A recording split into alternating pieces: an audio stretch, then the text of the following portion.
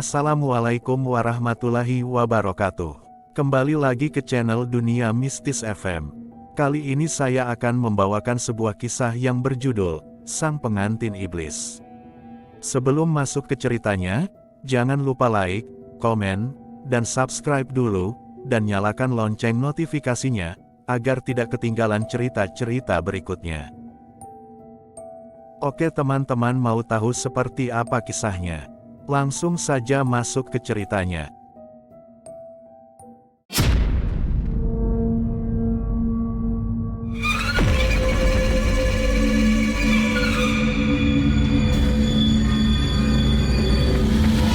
Malam itu, suara langkah Kinanti terdengar mantap ketika menapaki jalanan tanah kering. Wajahnya terlihat datar, matanya menyorot penuh keberanian. Ia terus saja berjalan menyusuri jalanan, sebelum akhirnya menghentikan langkahnya tepat di depan pintu sebuah rumah tak berpenghuni. Hening dan gelap suasana di dalam rumah itu, membuat kesan seram begitu terasa. Namun hal itu tak membuat tekadnya goyah.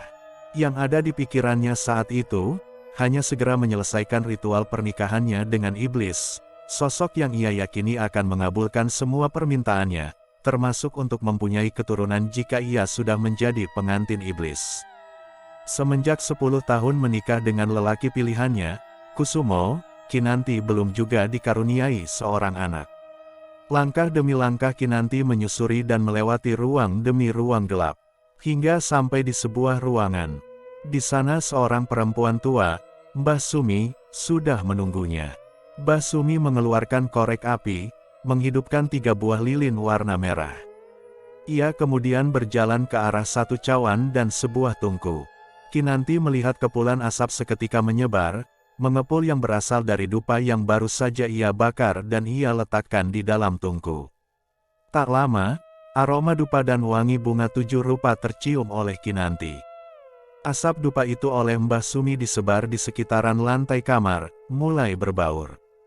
"Sempurnakan ritualmu dengan ratus yang sudah Simbok siapkan," ujarnya sembari menunjuk sebuah tungku ukuran kecil yang sudah mengepulkan asap kemenyan, dan disambut oleh anggukan kepala Kinanti.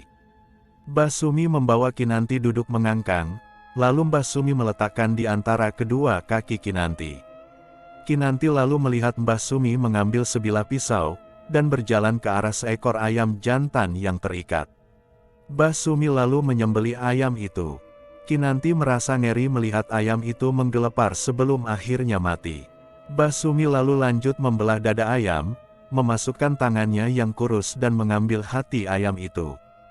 Hati ayam terlihat hitam, dan ternyata dibawa Mbah Sumi ke mulut Kinanti untuk ia makan. Kinanti merasa jijik, tapi ia tetap melahap hati ayam itu, ia makan mentah-mentah, lalu ia telan. Kinanti harus menahan agar ia tidak memuntahkannya. Mbah Sumi mengambil sebuah wadah degen berisikan cairan darah ayam kental berwarna merah dan sudah bercampur dengan kembang melati. Mbah Sumi lalu memandikan Kinanti degen darah ayam bercampur kembang melati itu. Aroma amis darah seketika menusuk masuk ke dalam indera penciumannya. Proses ritual pembersihan selesai. Mbah Sumi membuka pintu lemari, mengambil kain berwarna merah darah. Kain itu lalu dililitkan ke tubuh Kinanti, lalu memakaikan tudung hitam transparan yang menjuntai panjang, menutup ujung kepala hingga perut. Akhirnya, perempuan tua itu mengenakan mahkota dari ranting kayu ke kepala Kinanti. Sosok perempuan tua itu lalu melambai, memberi isyarat Kinanti untuk mendekat dan duduk di tepian ranjang.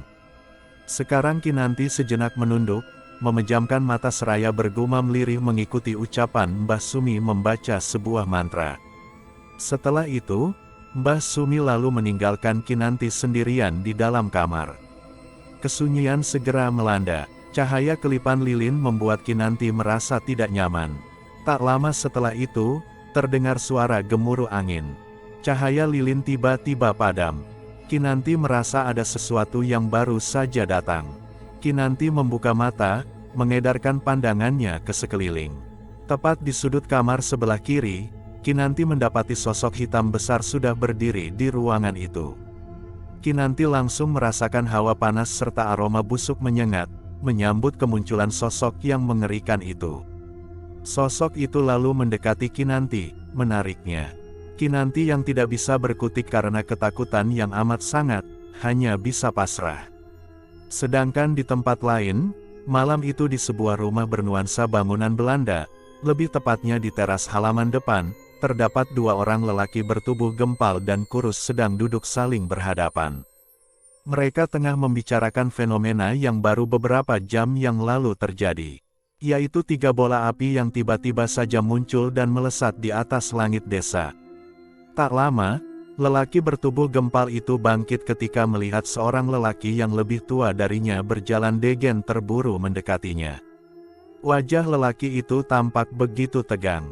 Matanya nyalang, menyorot kecemasan dan kekhawatiran begitu mendalam. Sesampainya di teras halaman depan, muncul sikap akrab di antara mereka bertiga. Terlihat dari cara mereka menyapa. Lelaki yang baru saja sampai itu berucap sebelum ia duduk di sebelah lelaki tua kurus yang sedari tadi duduk.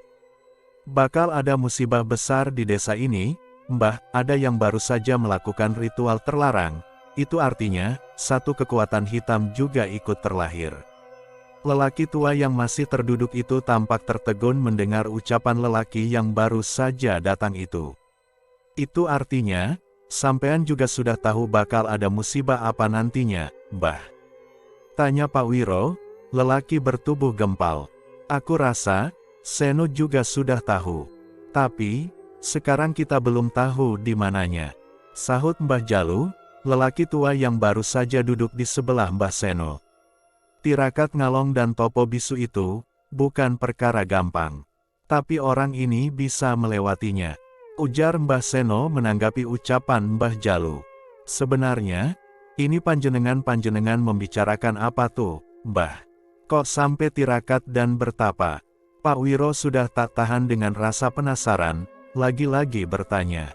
Mbah Seno dan Mbah Jalu sejenak saling pandang, sebelum Mbah Jalu melempar tatapannya lurus ke depan. Menarik nafas panjang seraya berucap dengan berat. Iblis itu sudah menemukan pengantinnya. Pertengahan bulan Mei tahun 2000.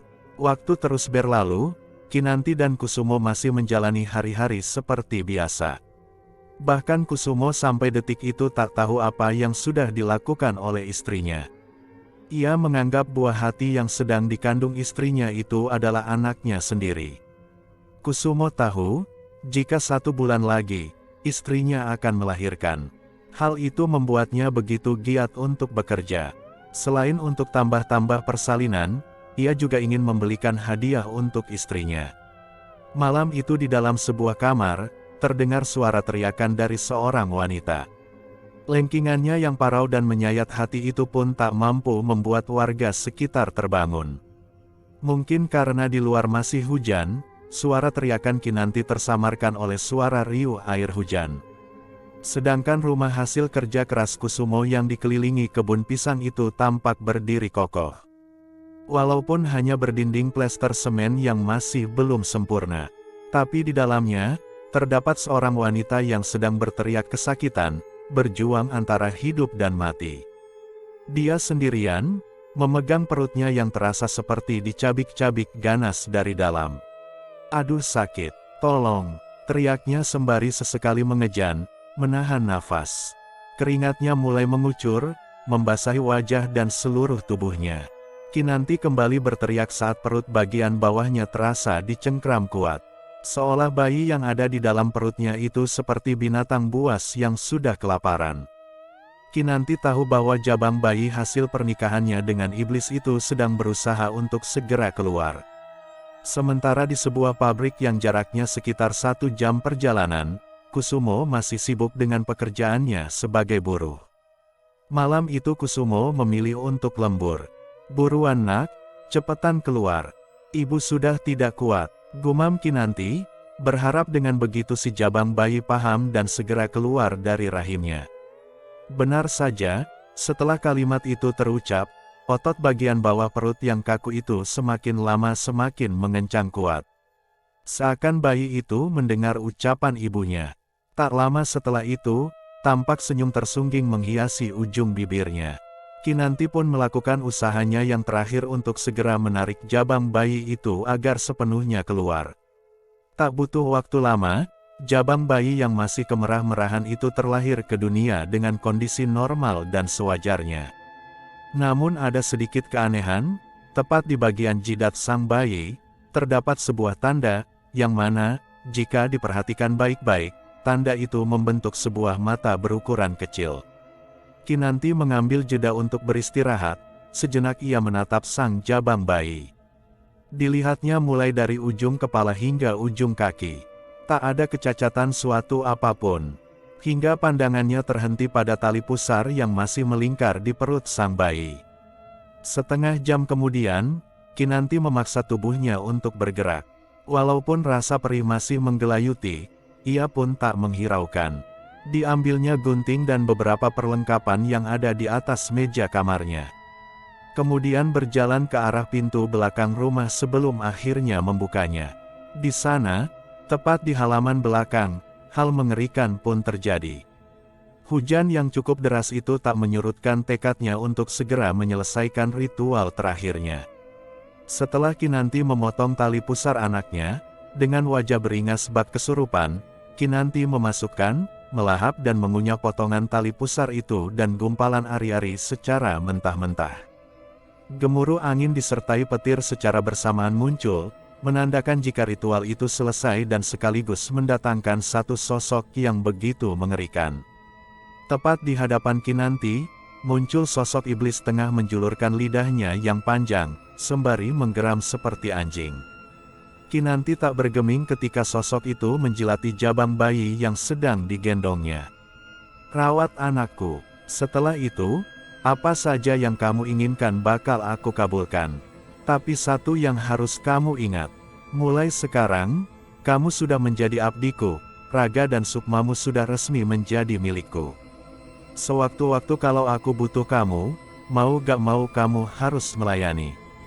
Tapi kalau sampai kamu melanggar, tahu sendiri akibatnya." Tak lama setelah itu, senyuman tersungging menghiasi bibirnya sesaat setelah sosok itu berbisik dan sebelum akhirnya menghilang. "Setelah ini, hidupku gak bakal sengsara lagi. Karena kamu, ibumu bakal jadi orang kaya. Bakal jadi orang paling disegani." "Hahaha," ucap Kinanti diakhiri dengan suara tertawa yang nyaring. Bersamaan dengan itu, guyuran hujan semakin deras disertai angin yang bertiup kencang. Bahkan sosok-sosok tak kasat mata yang ada di sekitaran, tampak tertawa senang ketika melihat Kinanti berjalan masuk ke dalam. Setelah peristiwa itu, kehidupan Kinanti berubah drastis. Ia menjadi orang paling kaya dan orang paling disegani. Bahkan dia sampai berhasil menjadi anggota dewan dengan 3 periode berturut-turut. Namun ada satu hal yang masih menjadi misteri besar yang belum terkuak, yaitu Kusumo. Semenjak saat itu, Kusumo tak terlihat lagi, bahkan namanya menjadi perbincangan warga desa. Sampai akhirnya, karena warga curiga, mereka berbondong-bondong menggerebek rumah Kinanti. Di sana, fakta mengejutkan terkuak, jasad Kusumo ditemukan di dalam kamarnya, dalam kondisi sudah diawetkan.